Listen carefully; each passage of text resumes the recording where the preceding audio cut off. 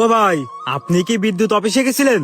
হ্যাঁ হ্যাঁ ভাই, আমি গেলাম। আপনার নামই তো মহিনুল। হ্যাঁ, আমার নাম মহিনুল। বিদ্যুতের কোন পিলারটি সরাতে ও যাচ্ছেন? ভাই, আমার এই যে এই বিদ্যুতের পিলারটা সরানো লাগবে। ও আচ্ছা, আমাদের স্যার আসছে, স্যারের সাথে কথা বলেন। আসসালামু আলাইকুম। ওয়ালাইকুম আসসালাম। বলতেছি আপনার বিদ্যুতের পিলারটা কি জন্য সরাতে চান? আপনার সমস্যাগুলো বলুন। ও ভাই, এই যে আমার ঘর আছে এই ডে, আর এই দেখেন তার গেছে আমার ঘরের উপর দিয়ে। আমার এই ঘরটা আমি এখন এই পাশে করব পাকা করে। তা আপনাদের এই বিদ্যুতের পিলারের জন্য আমি ঘরটা করতে পারতেছি না ভাই।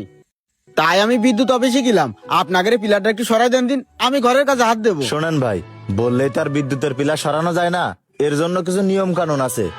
ও ভাই, বললি সরানো যায় না মানে? আমার জায়গায় পিলার পুঁতে থুয়েছেন, বারবার পিলার পুঁতার সময় আমি কইছি যে ভাই জায়গায় পিলার পুঁতেন না, আমি ভবিষ্যতে বাড়ি করব। এই জানে পিলার পুঁতে থুয়েছেন, এই জন্য বাড়িও করতে পারতেছি না। এখন আবার কিসের নিয়ম কারণ আমার এত পিলার সরাই দেন। আচ্ছা শোনেন ভাই, এত উত্তেজিত হয়েন না। বিদ্যুতের পিলার সরানোর ক্ষেত্রে কিছু নিয়ম কানুন আছে, এগুলো আপনাকে মানতেই হবে। কি নিয়ম কারণ ভাই? সর্বপ্রথম আপনার স্থানীয় পল্লী বিদ্যুৎ অফিসে গিয়ে একটা লিখিত আবেদন জমা দিতে হবে।